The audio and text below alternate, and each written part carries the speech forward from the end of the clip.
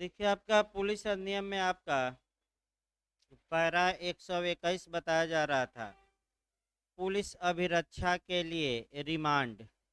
और इसमें हमने कुछ चीज़ें बताई थी कि जो पुलिस अभिरक्षा के लिए रिमांड मांगी जाती है, वह आपका सीआरपीसी की धारा 167 के तहत मांगी जाती है।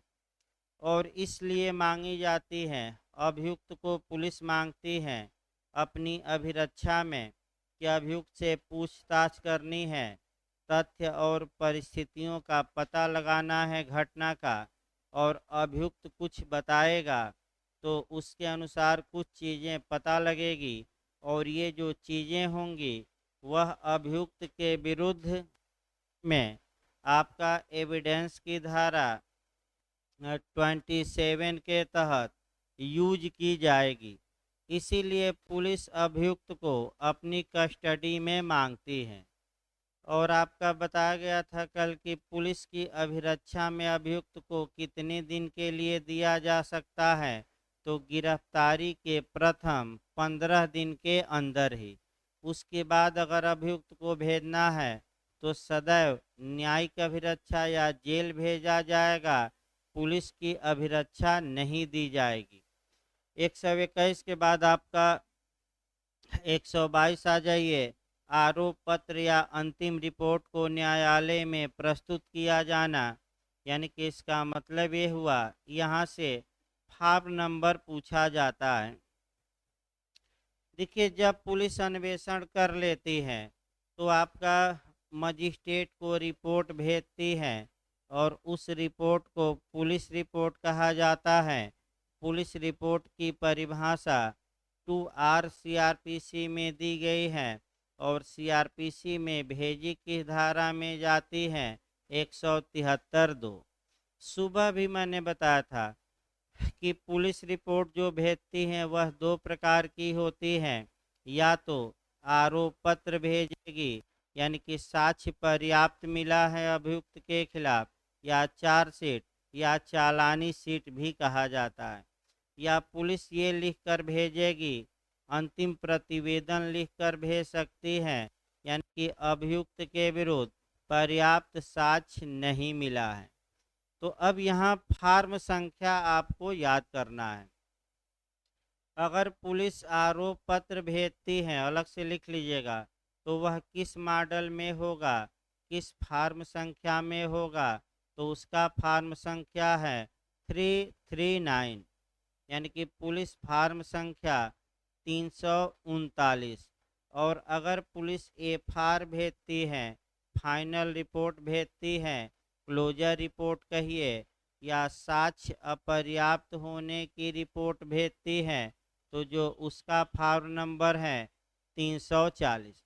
तो भाई याद रखिएगा, आरोप पत्र का फॉर्म संख्या या मॉडल कौन सा है, 339। और अगर एफआर भेजती है, साक्ष्य अपर्याप्त हैं भेजती है, तो उसका मॉडल नंबर कौन सा है, पुलिस फॉर्म संख्या 340, ये पूछ सकता है। इसके बाद आपका 123, पूर्व दो सिद्धियों के विवरण का संक्षेप में अंकित किया जाना। अगर अभियुक्त पहले से किसी अपराध के लिए सजा पाया है, तो जब पुलिस आरोप पत्र भेजे तो उसके साथ वो एंट्री कर सकती है। ये 123 छोड़ सकते हैं। संज्ञेय अथवा असंज्ञेय अपराध के परिवाद पर मजिस्ट्रेट द्वारा संज्ञान लेने पर की जाने वाली कार्यवाही, ये शुद्ध रूप से सीआरपीसी से कवर होगा, और सीआरपीसी की धारा 200 से लेकर 203। इसके बाद 125 पूछा जा सकता है, ये 123-24 छोड़ सकते हैं। पुलिस अधीक्षक द्वारा स्वयं अन्वेषण, तो क्या एसपी साहब स्वयं विवेचना कर सकते हैं कि नहीं, इसको सीआरपीसी से भी जोड़ लीजिएगा। और सीआरपीसी की दो धाराएं इसमें जोड़िएगा। पहली धारा आपका 36 जोड़ना है, 36, कि थाने के भार साधक अधिकारी को अपने थाने के अंदर जितनी शक्तियां प्राप्त हैं, उस हलके में जो ऊपर के वरिष्ठ अधिकारी हैं उस क्षेत्र में पुलिस अधिकारी, उनको वे शक्तियाँ स्वतः प्राप्त होगी। तो जो थानेदार साहब कर सकते हैं उस इलाके के वरिष्ठ अधिकारी भी कर सकता है।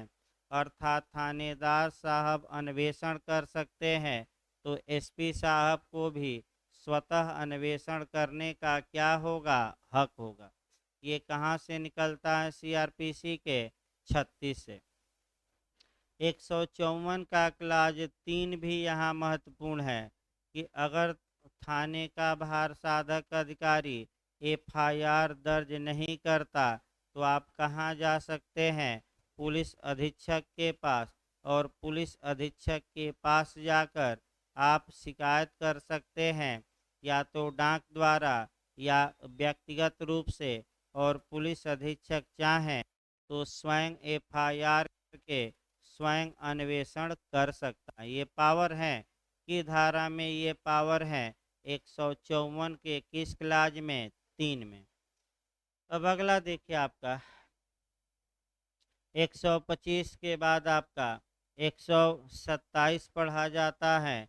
पुलिस के समक्ष डाक विभाग के अभिलेखों का प्रस्तुत किया जाना। तो इसके लिए आपका 91 और 92 सीआरपीसी और 93 काम करेगी।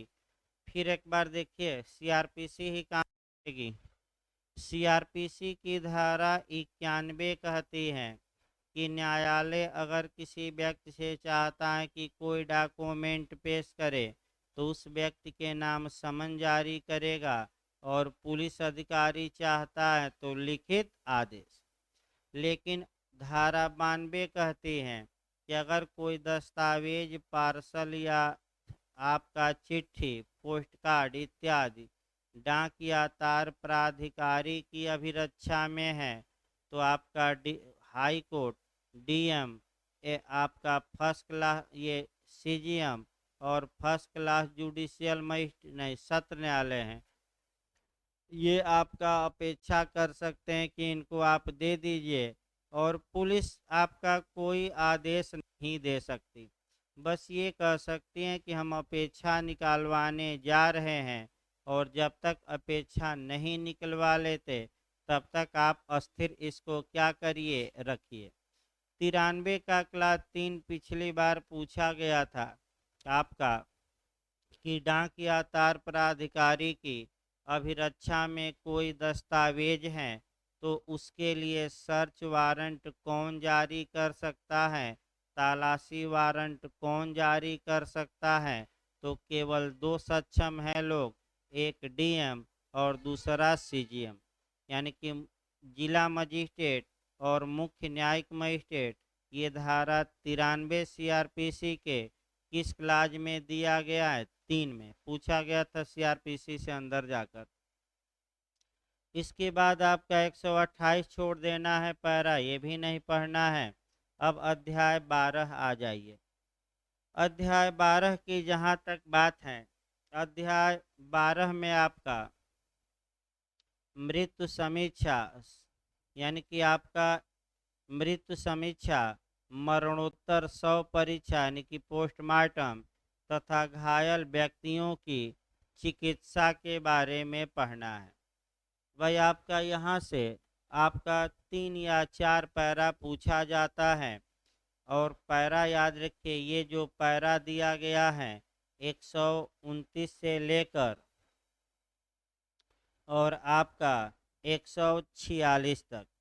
पिछली बार जो इस अध्याय से पूछा गया था वह आपका पूछा था पिछली बार 2018 में कि जो पोस्टमार्टम रिपोर्ट होती है वह कितने प्रतियों में तैयार की जाती हैं। तो 3 प्रतियों में, वह पैरा याद रखना है। तो 5-6 पैरा अच्छे से इधर याद रखना है। फिर मैं बता रहा हूँ, जो पहला पैरा होगा आपका वह ये कि जो घायल व्यक्ति है तो पुलिस का कर्तव्य है कि उसको अस्पताल पहुंचाए, पहला जो पूछा जाता है। दूसरा जो पूछा जाता है, जो लावारिस शव हैं उनके धर्म के अनुसार धर्म का पता लगाया जाए और धर्म के अनुसार अंतिम संस्कार किया जाए, ये पूछा जाता है। और तीसरा, पोस्टमार्टम रिपोर्ट पूछा जाता है। तो कम से कम 3 बातें इस अध्याय से याद रखेंगे।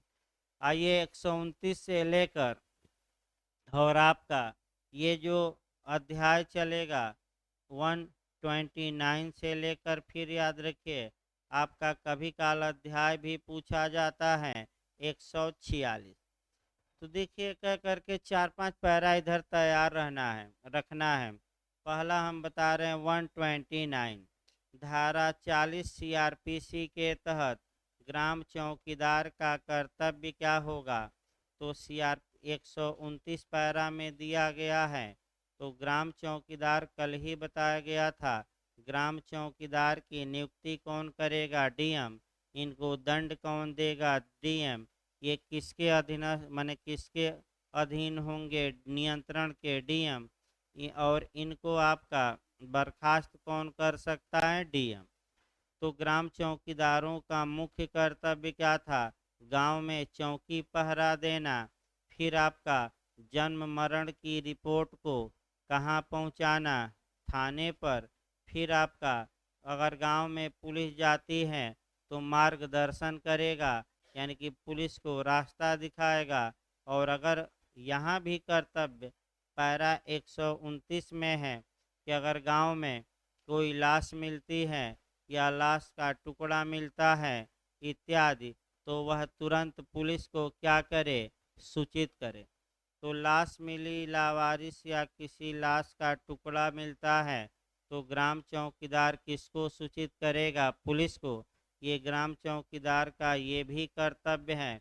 तो किस पैरा में है, 129। अच्छा आपका है, माने लाश मिले या टुकड़ा मिल जाए। इसके बाद आपका 131 पंचायतनामा भरने का अधिकार, यानी कि आपका लाश का पंचायतनामा होता है। पंचायतनामा मतलब कि पुलिस लाश का निरीक्षण करती है और कहाँ कहाँ चोटें हैं, किस अवस्था में लाश पाई गई, वो लिखती है। और 2 गवाहों को लेती है, साक्षियों को, गवाहों को, और आपका उस पर साइन कराती है। उसी को पंचायतनामा कहते हैं। इसके बाद आपका 132 पंचायतनामा का मृत्यु समीक्षा रिपोर्ट और केस डायरी के रूप में लिखा जाना, ये छोड़ सकते हैं। 129 के बाद 134 पूछा जाता है कि शव को मरणोत्तर शव परीक्षा के लिए भेजना। तो आपका बस एक लाइन पूछा जाता है कि पोस्टमार्टम के लिए शव को किस धारा के तहत भेजा जाता है। तो आपका जवाब रहेगा नहीं, किस पैरा के तहत, तो 134 अंडरलाइन कर लीजिए। यानी कि कोई शव मिला है तो उसका पोस्टमार्टम कराया जाएगा। तो पोस्टमार्टम के लिए या मृत्यु समीक्षा के लिए किस सेक्शन के तहत उसे भेजा जाता है, तो नहीं किस पैरा के तहत, तो 134, ये याद रखना है। इसके बाद 135 सर्च स्लिप या खोज पर्ची पर अज्ञात शवों का अंगुली चिन्ह अंकित करना। यानी कि अगर शव अज्ञात है, लावारिस, तो एक पर्ची पर उसका अंगूठा चिन्ह क्या किया जाएगा, लिया जाए, ताकि भविष्य में पहचान में क्या हो, आसानी हो। वैसे फोटो वोटो सब रखा जाता है, इसमें कोई शक नहीं है। अंगुलियों के चिन्ह भी लेकर रखा जाता है आपका सर्च स्लिप पर, जो महत्वपूर्ण है। फिर हम बता दें कौन कौन पैरा इधर याद रखना है। 129 याद रखना है। फिर आपका 134 पूछा जाता है। फिर आपका जो पूछा जाता है 135 ए, कैपिटल ए, ला दावा। लादावा का मतलब बिना दावे के, यानी कि लावारिस, यानी कि जिसका कोई वारिस न हो, यानी कि ऐसा शव जिसकी पहचान संभव न हो। या अदम शिनाख्त शवों की, अदम शिनाख्त माने जिसकी पहचान ही न हो पाए, अंत्येष्टि उनके धर्म की रीतियों के अनुसार करना, ये पूछा जाता है। यानी कि अगर कोई व्यक्ति मर गया है और उसके लावारिस लाश हैं, उसके घर वालों का अता पता नहीं है, तो आपका माने कह सकते हैं पुलिस डॉक्टर को पोस्टमार्टम के समय भेजते समय ये कहेगी कि ये सब लावारिस हैं, आप इसकी बनावट के अनुसार धर्म को बता दीजिए, तो उस धर्म के अनुसार हम अंतिम संस्कार कर दें। वैसे जो लावारिस शव होते हैं, या तो पुलिस अंतिम संस्कार करती है या मेडिकल कॉलेजों को दे देती है, और उस शव में केमिकल डालकर जो मुन्ना भाई एमबीबीएस वाले हैं, वे आपका कह सकते हैं कि प्रयोग करते हैं। 10 बार चीड़ेंगे, फिर सीलेंगे, फिर चीड़ेंगे शव को। तो आपका मेडिकल कॉलेज को भी 100 दिया जाता है, इसमें कोई शक नहीं है कि जो ये आपका 5 साल एमबीबीएस लड़के करते हैं, वह क्या करें, तो वह उसी पर क्या करेंगे, प्रयोग करेंगे। यानी कि 50 बार केमिकल उसमें डालेंगे, फिर फाड़ेंगे, फिर सिएंगे। अब ट्रेनिंग दी जाती है, तभी तो आपका मैंने बाद में ये सब करेंगे। इसके बाद इसके साथ एक पैरा और पढ़िएगा, फिर देखिए।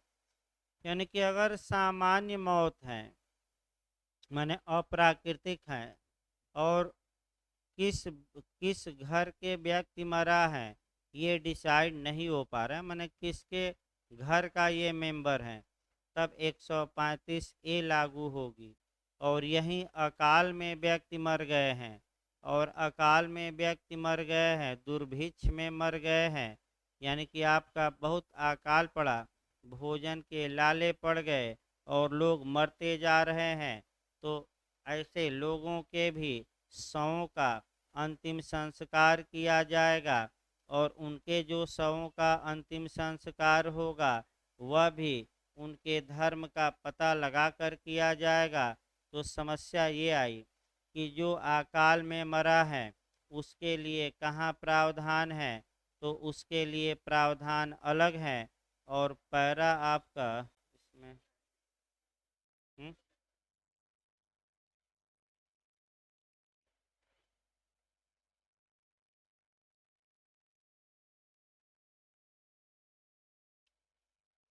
333 जोड़ लीजिए भाई, 333। यानी कि पैरा नंबर दोनों एक साथ पढ़िएगा। अगर ऐसे मरा है तो 135 ए के तहत है कि उसका धर्म का पता लगाया जाए, और धर्म का पता लगाकर उसका अंतिम संस्कार किया जाए। अगर अकाल में मरा है, तो इसके लिए जो पैरा काम करेगा 333, सेम नियम है कि उसके धर्म का पता लगाकर और धर्म के अनुसार क्या किया जाए, अंतिम संस्कार। एक साथ दोनों को पढ़िएगा, 135 ए और 333 पैरा एक साथ जोड़ लीजिएगा।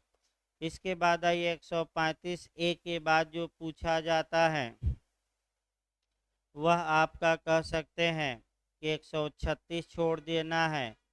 136 से कम क्वेश्चन बनते हैं। इसके बाद मृत शरीरों को भेजने का स्थान 137 भी छोड़ सकते हैं। इसके बाद आपका 138 भी, 139 कि जब शव को भेजा जाए तो क्या सावधानी बरती जानी चाहिए, ये भी छोड़ सकते हैं। इसके बाद आपका 142 पूछा जाता है। 142 से आइए इधर, वाला 3-4 पैरा छोड़ सकते हैं। 142, सिविल सर्जन को कोई वस्तु या पदार्थ परीक्षण के लिए भेजना। यानी कि अन्वेषण अधिकारी आपका सिविल सर्जन को कोई पदार्थ या वस्तुएं आपका परीक्षण के लिए भेज सकता है 142 में। वैसे महत्वपूर्ण इधर आपका जो पैरा आएगा 143, 143 ए, 144 और 146। इधर लास्ट के 4 पैरा इधर याद रखना है। फिर आपका देखिए 143 से क्वेश्चन बना है, पैरा अंडरलाइन कर लीजिए। घायल व्यक्तियों को चिकित्सार्थ चिकित्सालय में भेजना, यानी कि अगर आहत या घायल व्यक्ति हैं तो पुलिस का ये कर्तव्य है कि उसको आपका कहाँ भेजा जाए, अस्पताल, जो निकटतम अस्पताल है वहाँ उसको भेजा जाए, अस्पताल भेजा जाए। इस पर आपका कह सकते हैं कि केस याद रखिएगा, परमानंद कटारा बनाम भारत संघ का लिख लीजिए। परमानंद कटारा बनाम भारत संघ का केस है। इस बिंदु पर परमानंद कटारा बनाम भारत संघ का केस है और यह केस ये बताता है कि पहले घायल का इलाज किया जाए और पुलिस कार्रवाई बाद में हो सकती है, यानी कि मृत व्यक्तियों और घायलों को भी कुछ क्या है, अधिकार। केस लिख लीजिएगा। 143 पूछा जा सकता है कि घायल व्यक्तियों को चिकित्सा के लिए किस पैरा के तहत भेजा जाता है, 143। इसके बाद 143 ए, चिकित्सा अधिकारी द्वारा आकस्मिक प्राथमिक चिकित्सा, यानी कि जब घायल को भेजा जाए तो ऐसी दशा में प्राथमिक उपचार उपलब्ध कराया जाए। पहला आपका ये है कि उसकी जान बचे, बाद में पुलिस कार्रवाई तो हो ही सकती है जो होगी, लेकिन पहले क्या बचाया जाए, यानी कि जितना जल्दी से जल्दी हो सके डॉक्टर इलाज क्या करें, शुरू कर दें। 144 महत्वपूर्ण है। 144 इसलिए महत्वपूर्ण है कि पोस्टमार्टम रिपोर्ट की बात करती है और पिछली बार ये पैरा पूछा गया था एपीओ में। पैरा न पूछकर बस ये पूछा गया था कि 100 परीक्षण रिपोर्ट या पोस्टमार्टम रिपोर्ट कितनी प्रतियों में बनती हैं, 1 2 3 4, तो कितनी प्रतियों में, 3। लेकिन अब पैरा सहित याद रखना है, तीनों प्रतियां कहाँ कहाँ जाएगी वह भी याद रखना है, ये तीनों बातें याद रखनी है। तो पैरा 144 के अनुसार चिकित्सा अधिकारी द्वारा चोटों की रिपोर्ट अथवा पोस्टमार्टम रिपोर्ट 3 प्रतियों में तैयार करना। देखिए, चिकित्सा अधिकारी चोट या 100 परीक्षा की रिपोर्ट, यानी कि केवल आपका पोस्टमार्टम नहीं, इंजरी रिपोर्ट भी, यानी कि अगर पूछ ले कि इंजरी रिपोर्ट, यानी कि घायल हुआ है व्यक्ति उसकी आपका रिपोर्ट, या पोस्टमार्टम रिपोर्ट, दोनों के लिए प्रावधान है, याद रखिए। इंजरी रिपोर्ट के लिए और किसके लिए, पोस्टमार्टम। तो अगर किसी को चोट पहुंचा है तब रिपोर्ट डॉक्टर बना रहा है, या कोई मर गया है तब आपका 100 परीक्षा की रिपोर्ट बना रहा है, तो 3 प्रतियों में बना जाएगी। प्रथम प्रति कहाँ भेजी जाएगी, उस जिले के एसपी को। द्वितीय प्रति उस पुलिस वाले को दी जाएगी जो घायल को या लाश को लाया है। और तीसरी प्रति आपका अस्पताल के रिकॉर्ड का भाग होगी। फिर एक बार देखिए, पहली प्रति यानी कि पीड़ित को नहीं दी जाती, कहीं प्रावधान नहीं है कि जो घायल हुआ है उसको दिया जाए। मैं बता दूं कहाँ कहाँ भेजी जाती हैं। तो मूल प्रति, पहली प्रति किसको भेजी जाएगी, एसपी साहब को। दूसरी प्रति किसको भेजी जाएगी, तो जो पुलिस वाला घायल या लाश को लाया है पोस्टमार्टम के लिए। और तीसरी प्रति कहाँ रहेगी, अस्पताल के क्या, रिकॉर्ड में। तो जहाँ जो जो 3 प्रतियों में लिखा जाए, जैसे एफआईआर हुई, पैरा 97 हमने बताया था कि एफआईआर भी कितनी प्रतियों में लिखी जाएगी, 3 प्रतियों में। पहली कॉपी मजिस्ट्रेट के पास, दूसरी कॉपी सूचनादाता को, और तीसरी थाने के रिकॉर्ड का क्या होगी, भाग। ये जरूर याद रखिए, 144 से चांस रहता है भाई। इसके बाद 146 महत्वपूर्ण है, स्त्री का मेडिकल चेकअप करना है। तो ऐसी दशा में आपका स्त्री डॉक्टर द्वारा ही किया जाएगा। यानी कि इसका मतलब कि आपका किसी स्त्री या पुरुष की चिकित्सकीय परीक्षण की प्रक्रिया क्या होगी? तो एक तो आपका जब स्त्री की चिकित्सकीय परीक्षा होगी तो केवल कौन करेगी? आपका लेडी डॉक्टर ही, पुरुष नहीं भाई उसकी परीक्षा कर सकता। और पुरुष की परीक्षा आपका लेडी डॉक्टर और पुरुष डॉक्टर दोनों कर सकते हैं। ये किस पैरा में है? एक लाइन 146 बस। अब आइए अध्याय 13, गिरफ्तारी, जमानत और अभिरक्षा। यहाँ से भी क्वेश्चन बनता है और माननीयों पर ज़्यादा क्वेश्चन बनता है। यानी कि आपका माननीय पर जो क्वेश्चन बनता है, यानी कि लोकसभा का सदस्य है, राज्यसभा का सदस्य है, विधानसभा का सदस्य है, विधान परिषद का सदस्य है। तो तीन बातें, हेलो, तीन बातें गौर करिए। इस चैप्टर अध्याय 13 में हमें क्या क्या पढ़ना है पहले वो देखिए। पहला आपका गिरफ्तारी। तो गिरफ्तारी दो प्रकार से हो सकती है। एक वारंट के बिना, तो सीआरपीसी जोड़ लीजिएगा 41 से लेकर 60A तक। 60A, अगर वारंट के बिना पुलिस गिरफ्तार करती है और अगर न्यायालय ने वारंट जारी किया है गिरफ्तारी का, तो 70 से लेकर 81 तक दोनों को कवर कर लीजिएगा। सीआरपीसी में गिरफ्तारी शब्द परिभाषित नहीं है। अगर वारंट के बिना किसी व्यक्ति को गिरफ्तार किया जाता है तो सेक्शन पकड़े रहिएगा सीआरपीसी 41 से लेकर और 60A, नया जुड़ा है आपका 60A तक। इसके बाद वारंट जारी किया गया, पुलिस के नाम गिरफ्तार किया जाता है तो 70 से लेकर 81 सीआरपीसी। इसके बाद जमानत 436 से लेकर सीआरपीसी कहाँ तक? 450 तक। और अभिरक्षा यानी कि आपका पुलिस अभिरक्षा या न्यायिक अभिरक्षा, यही तो आपका हो सकती है। तो अभी बताया गया कि पुलिस अभिरक्षा में अभियुक्त को आपका भेजा जा सकता है गिरफ्तारी के प्रथम 15 दिन के अंदर। तो आपका गिरफ्तारी, जमानत और अभिरक्षा, ये तीनों बातें किस अध्याय में है? 13 में। 10 मिनट भाई रेस्ट ले लीजिए तब पढ़ाया जाएगा थोड़ा बहुत। 10 मिनट 12 मिनट बाद पढ़ाया जाएगा। अभी 10 मिनट का ब्रेक रहेगा फिर हम पढ़ाते हैं ये अध्याय 13 भाई आपका। प्रयास करते हैं आज आपका 200 पारा तक खींचने का, समय भी है थोड़ा, 10 मिनट बाद चलेगा अभी।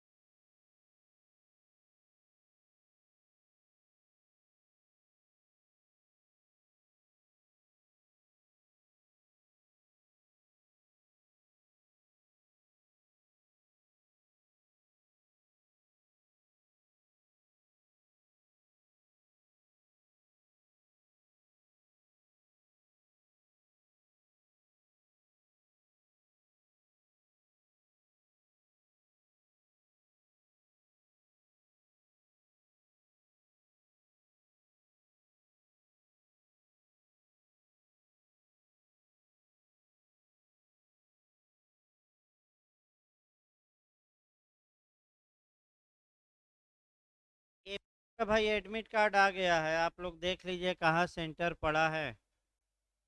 आपका एडमिट कार्ड कल शाम को आया है शायद, तो आप लोग देख लीजिए और पूरी तरह इस समय जितना लाभ में पढ़ाया जाए उतना ही पढ़िए और साल पेपर दोहराइए और जीएस पर ध्यान दीजिए, क्योंकि भाई सुबह से शाम तक लेकर चारों सब्जेक्ट चल रहे हैं। एविडेंस भी आपका 5-6 दिन हम रिवीजन 5 दिन या 4 दिन करवाएंगे। और आपका उसमें आप चूँकि आईपीसी चूँकि चैप्टर 17 से पहले भी अच्छे से पढ़ाया गया है और पूरा वीडियो चैप्टर 17 से लेकर 23 तक का ऐप पर उपलब्ध है। आप चाहें तो तेज़ी से बढ़ाकर वीडियो भी देख सकते हैं, क्योंकि अलग से चैप्टर 17 से हमने पढ़ाया है, उसमें है चैप्टर 17 से। यहीं पुलिस एक्ट में देखिए आपका इधर से भी आपका क्वेश्चन एक बनता है, क्वेश्चन का मॉडल देखिए। तो जब भी आप ये सब पैरा पढ़िए तो एक बार हम फिर बता दें, आपका गिरफ्तारी जब पढ़िएगा तो 41 से 60 है सीआरपीसी, और आपका वारंट पर गिरफ्तारी 70 से लेकर कहाँ तक 81। उसी के प्रावधान जोड़ते रहना है, यानी कि जब भी आप पैरा पढ़िए, जो भी आप पैरा पढ़िए, अगर उसका प्रावधान कहीं सीआरपीसी में है तो उसी पैरा के आगे उस सीआरपीसी की धारा भी लिख लेना है, ये नियम है। और आपका जमानत, तो जमानत एक बार बता दिया जाए ताकि आपका दिक्कत न हो पैरा पढ़ाने में। 436 से 450, 436 के तहत अजमानती अपराध से भिन्न मामलों में जमानत या जमानती अपराध में जमानत या अजमानती से भिन्न अपराध में जमानत या साधिकार जमानत। 436 में कौन जमानत देता है? पुलिस थाने का भार साधक अधिकारी और न्यायालय। मजिस्ट्रेट ना मार दीजिएगा, मैं बताया था कौन देता है, न्यायालय।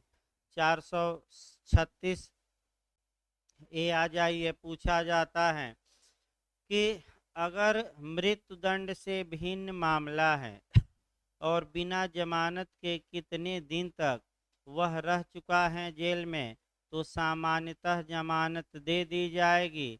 तो जितना उस अपराध में सजा है उसके आधे से क्या अधिक, तो सामान्यतः जमानत क्या की जाएगी, दी जाएगी। लेकिन ये नियम मृत्युदंड के मामले में लागू नहीं होगा। एक और यहाँ सतर्क रहना है कि अगर आजीवन कारावास की सजा है जिस अपराध को वह किया है, तो यहाँ आजीवन कारावास की गणना दंड भिन्न में करनी है, तो तुरंत दिमाग आईपीसी की धारा 57 पर जाना चाहिए कि जब आजीवन कारावास की गणना कैसे करनी है दंड भिन्न में, तो आजीवन कारावास को कितने वर्षों के तुल्य माना जाएगा, 20 वर्ष, और आधा निकाल लेंगे कितना, 10 साल।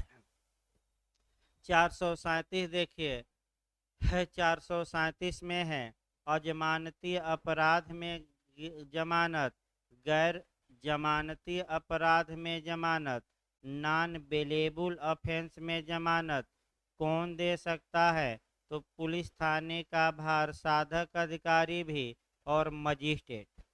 और 439 में जमानत देने या जमानत को निरस्त करने या जमानत में जो शर्तें निचले न्यायालय ने लगाई है उसमें फेर फार करने का स्पेशल पावर दिया गया। उत्तराखंड पूछा गया था, विशेष शक्तियां दी गई हैं दो न्यायालयों को। 439 सीआरपीसी में एक सत्र न्यायालय और दूसरा हाई कोर्ट। और 438 अग्रिम जमानत, गिरफ्तारी के पूर्व जमानत किस अपराध में, अजमानती में कौन दे सकता है अग्रिम जमानत, दो ही कोर्ट, सत्र न्यायालय और उच्च न्यायालय। ये आपका अब अभिरक्षा भी देख लिया जाए तब आपका भाई पैरा जब शुरू किया जाएगा तो पूरी बातें सीआरपीसी से इस पैराओं में क्या होगी, अटैच होती रहेगी। तो जो सीआरपीसी में प्रावधान रहेगा वहीं आपका किस में रहेगा, पैरा में। अभिरक्षा में आपका दो अभिरक्षा हो सकती है, एक पुलिस अभिरक्षा माने थाने को दिया जाए अभियुक्त को, और एक न्यायिक अभिरक्षा। पुलिस अभिरक्षा में कब तक दिया जा सकता है, तो गिरफ्तारी के कितने समय के अंदर, 15 दिन। एक बार में अधिकतम अभिरक्षा में कितना भेजा जा सकता है, एक बार में 15 दिन, 14 नहीं 15, और 15-15 दिन बढ़ाते रहिए।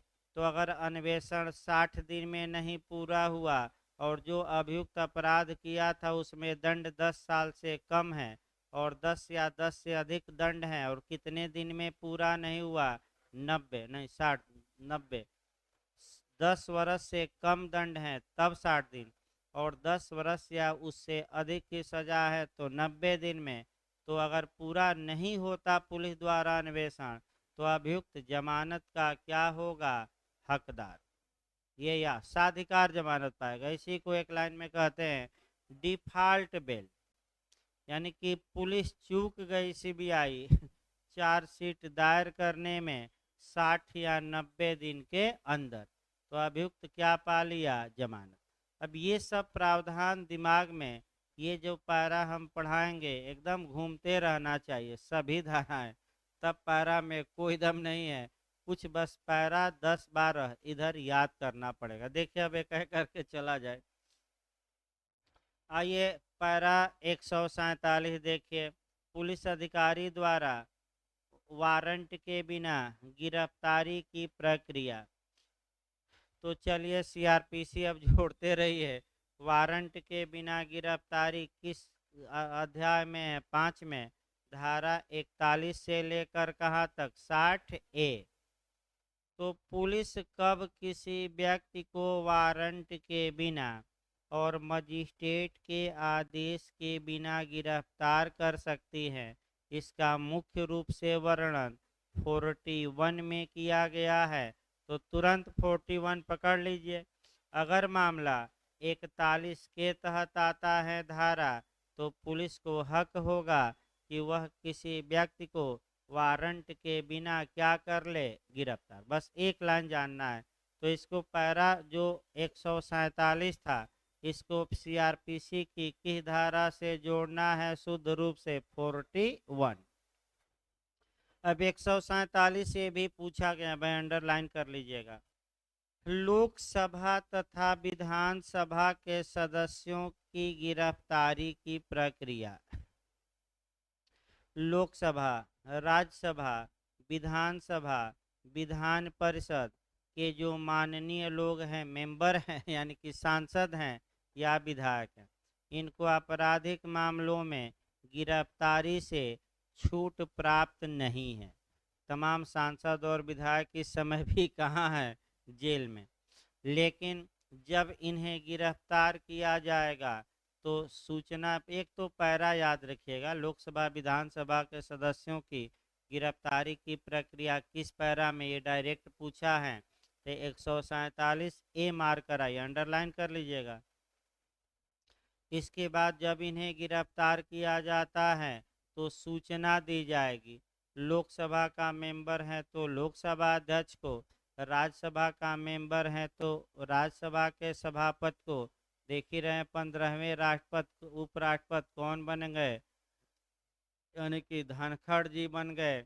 और विधानसभा का सदस्य है तो विधानसभा अध्यक्ष को, और विधान परिषद का सदस्य है तो विधान परिषद के सभापति को इनकी गिरफ्तारी की पुलिस द्वारा क्या दी जाएगी, सूचना, कि आपका विधायक या सांसद इस मामले में हमने इनको क्या कर लिया है, गिरफ्तार।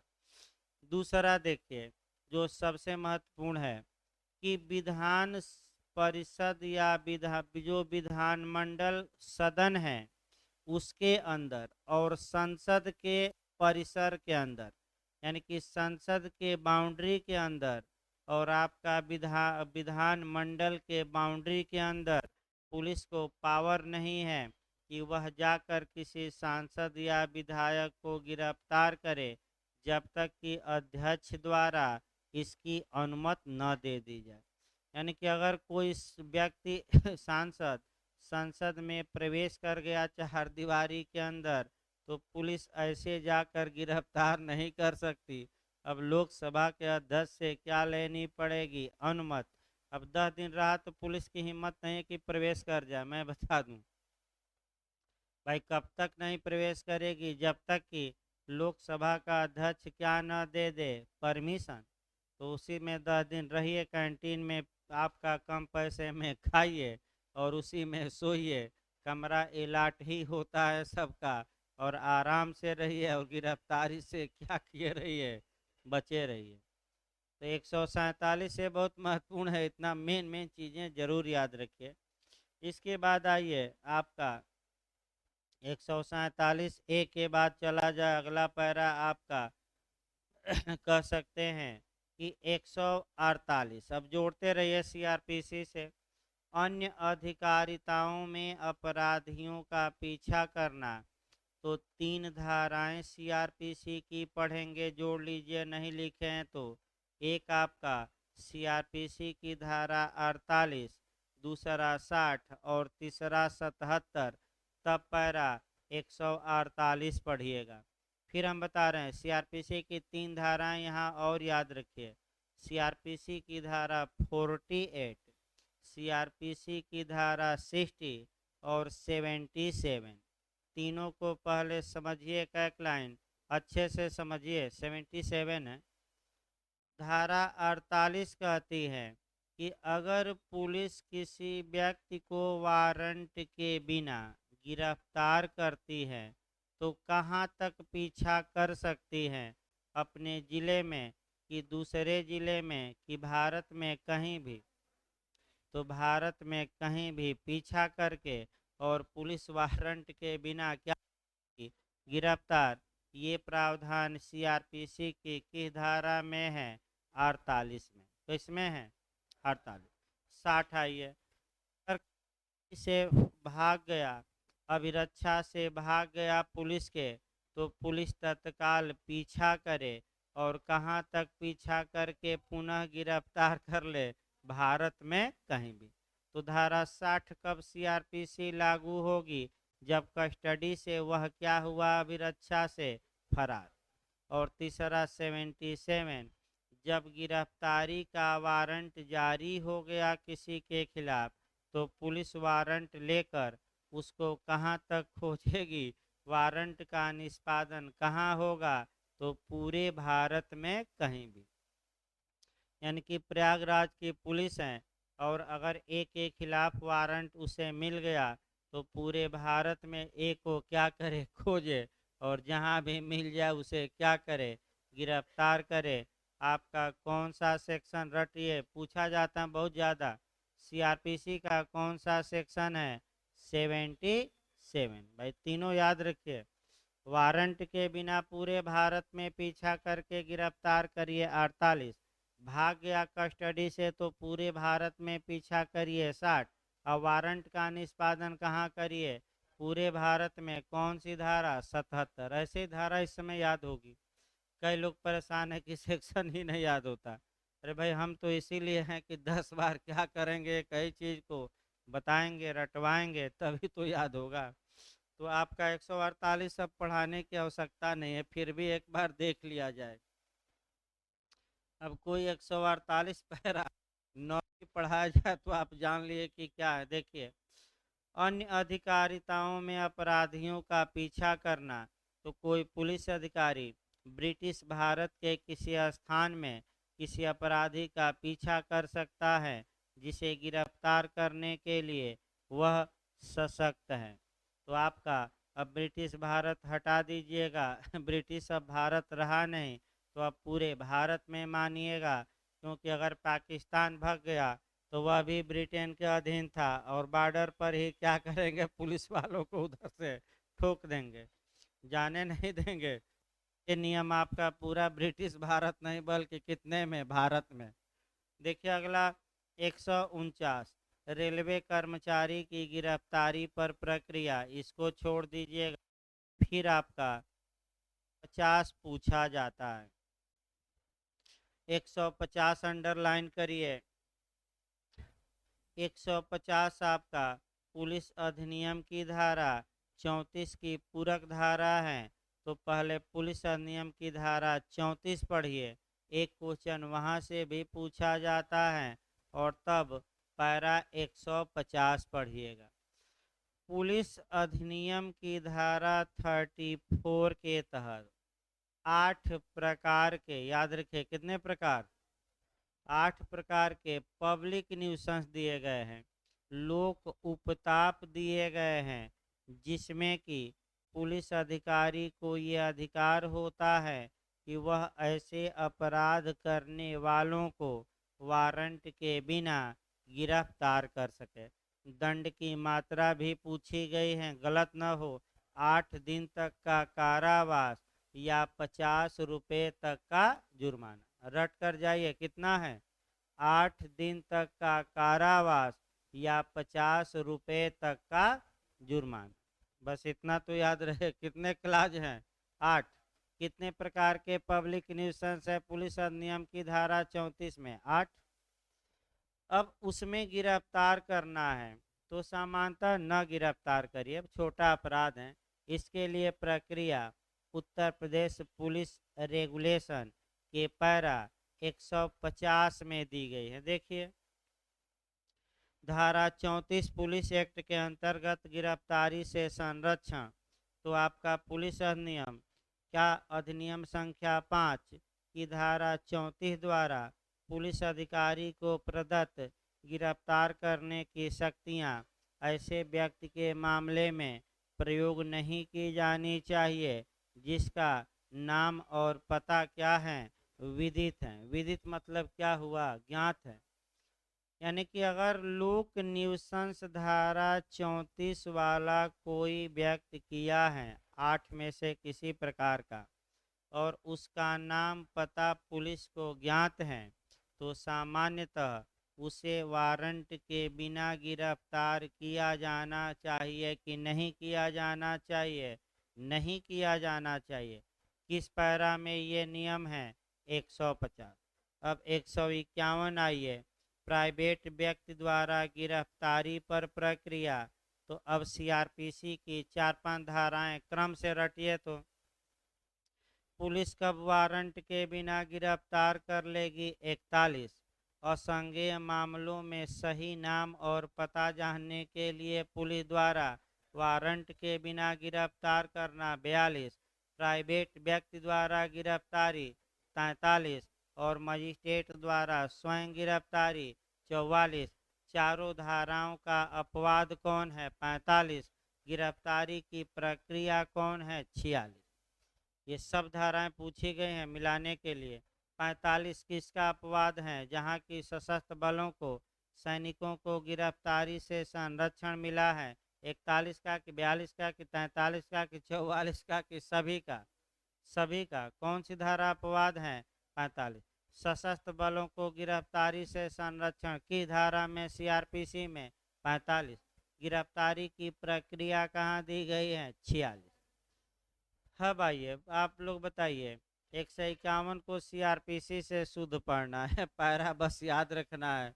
प्राइवेट व्यक्ति कब किसी दूसरे व्यक्ति को वारंट के बिना गिरफ्तार कर सकता है? तो जब दूसरा व्यक्ति ऐसे प्राइवेट व्यक्ति की उपस्थिति में अजमानती और संज्ञेय अपराध करता हो। कौन सा अपराध?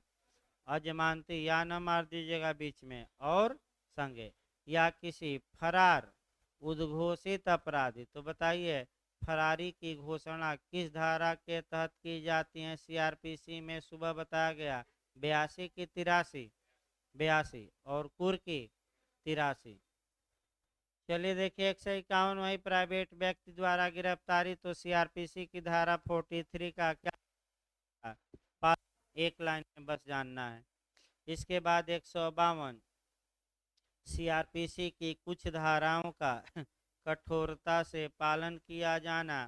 तो भाई 24 घंटे का जो नियम है, और आपका और कार्यपालक मई डीएम को रिपोर्ट जो भेजना है, कठोरता से पालन किया जाएगा कि अपालन? पालन छोड़ दीजिएगा।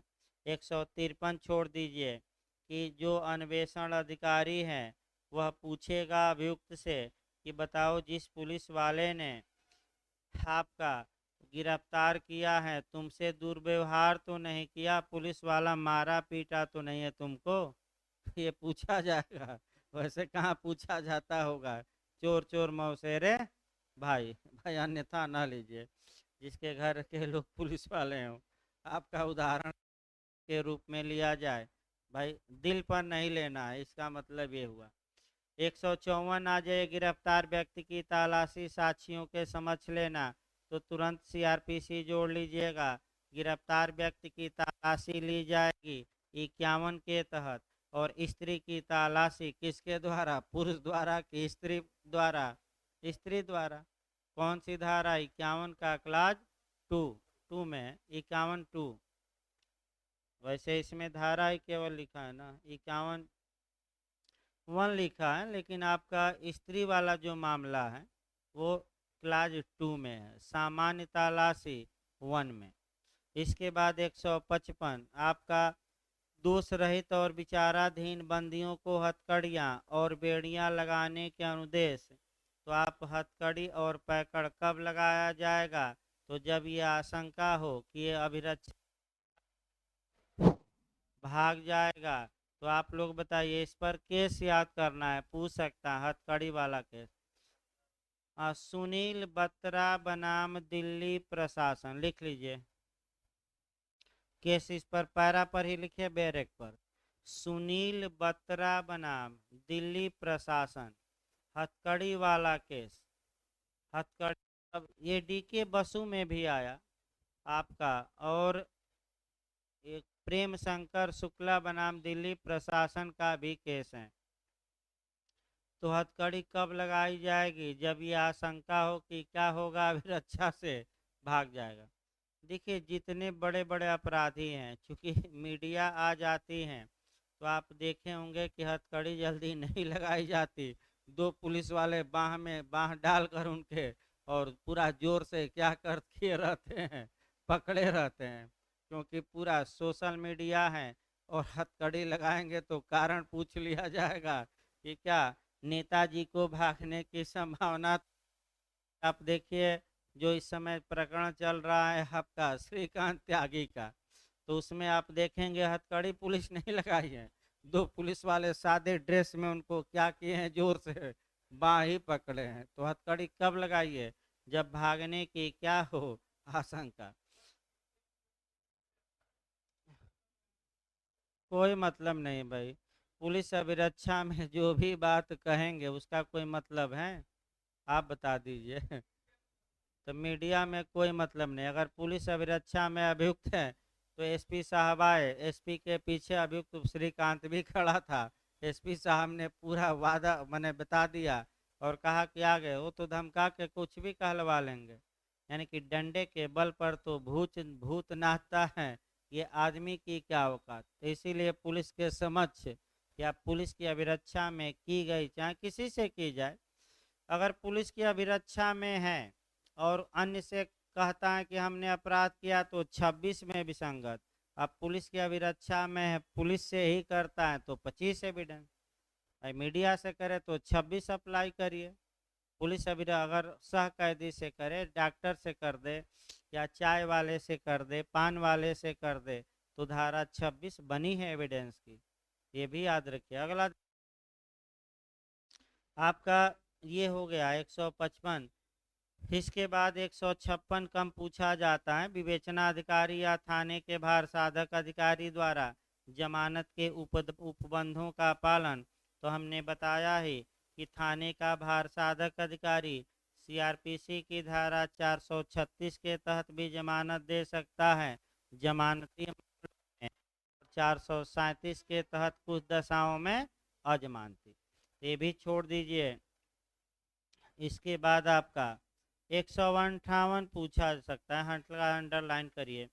पुलिस अधिकारी द्वारा लाकअप में, यानी कि जो जेल होता है, यानी कि थाना, कैदियों की संख्या का निर्धारण हो सकता है, ये पूछ ले कि कौन निर्धारण करता है कि हवालात में एक मने रूम में कितने लोग रहेंगे।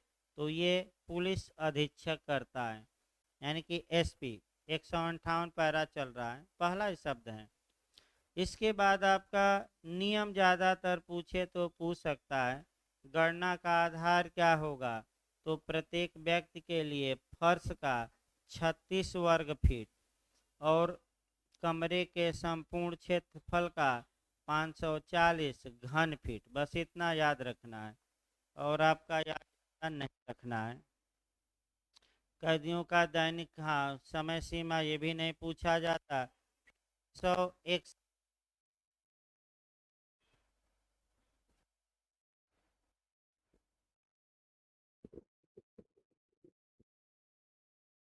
Hello hello 161 para.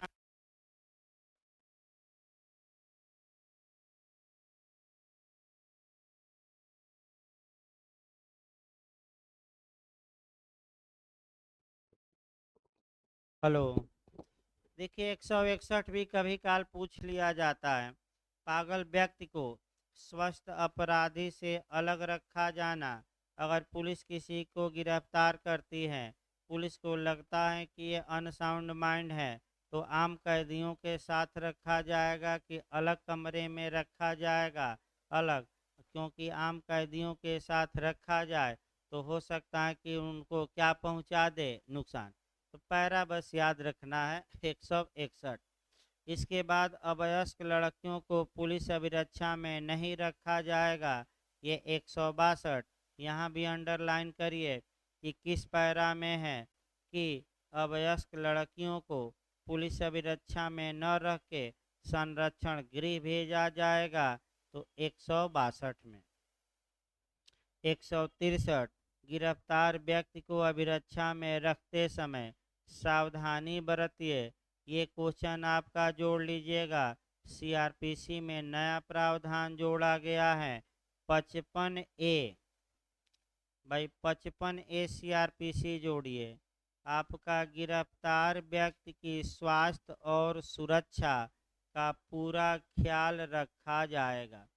जोड़ लीजिएगा, सेम प्रावधान है। कौन सी धारा सीआरपीसी की? 55A। पूछा जा चुका है जे में। भाई जे में आपका बना ही ये क्वेश्चन 55A से कि स्वास्थ्य और सुरक्षा गिरफ्तार व्यक्ति की किस धारा में है? सीआरपीसी में 55A। और गिरफ्तार किया गया है तो उसके स्वास्थ्य की देख रेख की जाए। आपका कह सकते हैं कि 163, सावधानी बरती जाए। इसके बाद 164, किशोर अपराधियों से पुलिस द्वारा मिसबिहेव न किया जाना। ये छोड़ सकते हैं, आगे देखिए। इस प्रकार आपका ये भी पैरा समाप्त हो गया। आपका अध्याय 14 आ जाइए। नहीं, अध्याय 14। अध्याय 14 संपत्ति की अभिरक्षा तथा उसका निपटारा। इधर से आपका 3-4 पैरा सही ढंग से पढ़ना है। आपका पैरा 165 से लेकर और आपका 173 तक, यानी कि याद रखिए पैरा 165 से लेकर कहाँ तक? 173। तो जब भी ये प्रावधान पढ़िएगा, सबसे पहले पुलिस एक्ट की धारा पढ़िएगा। जब भी ये प्रावधान पढ़िए अध्याय 14, आपका पुलिस अधिनियम की 3 धाराएं कम से कम पढ़िए। वहाँ से भी मेंस में भी क्वेश्चन बनाए प्री में कि पुलिस लावारिस संपत्ति, लाबादा संपत्ति या बिना दावे की संपत्ति, अदावित संपत्ति या आपका अनक्लेम प्रॉपर्टी या बिना दावे की चल संपत्ति को, अचल नहीं, चल संपत्ति को आपका अभिगृहित करती हैं, अपने अंडर में लेती हैं। ये पुलिस अधिनियम 1861 की धारा 25 में प्रावधान है। किस में है? 25 में। अब दूसरा क्वेश्चन बनता है कि पुलिस कब्जे में लेकर, अपने अभिग्रहण में लेकर क्या करेगी? तो बताइए किसको लिस्ट भेज देगी? डीएम को, जिला मजिस्ट्रेट। भाई सतर्क रहिए, पुलिस अधीक्षक को नहीं, किसको? इसके बाद धारा 26 के तहत डीएम एक उद्घोषणा करेंगे कि ये संपत्ति लावारिस चल संपत्ति, भाई अचल नहीं, पूछा गया कौन सी? ये लावारिस चल संपत्ति मिली है। जो भी व्यक्ति हैं इस उद्घोषणा के कितने माह के अंदर आकर हक साबित करे? 6 माह। 6 माह कितने दिन के अंदर? 6 माह। अगर 6 माह में कोई नहीं आता या आता है लेकिन अपना हक साबित नहीं कर पाता तो अगली धारा बढ़ जाइएगा 27। अब वह संपत्ति डीएम के आदेश से बेची जाएगी और जो पैसा आएगा वह किसके बयानाधीन होगा? डीएम के कि राज्य सरकार के? राज्य सरकार।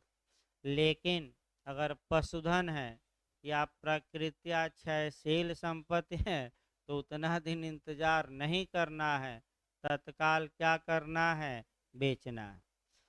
अब ऐसी दशा में ये जो हमने 3 धाराएं 25, 26, 27 बताई, इसको कोरिलेट करके रखिएगा। अध्याय 14 में थोड़ा डिटेल में प्रावधान है। देखिए अब धारा पैरा 165, पुलिस द्वारा कब्जे में ली गई संपत्ति के निपटारे को शासित करने वाले प्रमुख नियम कहाँ दिए गए हैं? पैरा 165 में। उतना डिटेल में नहीं पढ़ना है आपको, मैंने ये डिटेल में नहीं पढ़ना है, बस वही आपका शॉर्टकट में। इसके बाद आपका पैरा 166, सदर माल खाने में माल का रखा जाना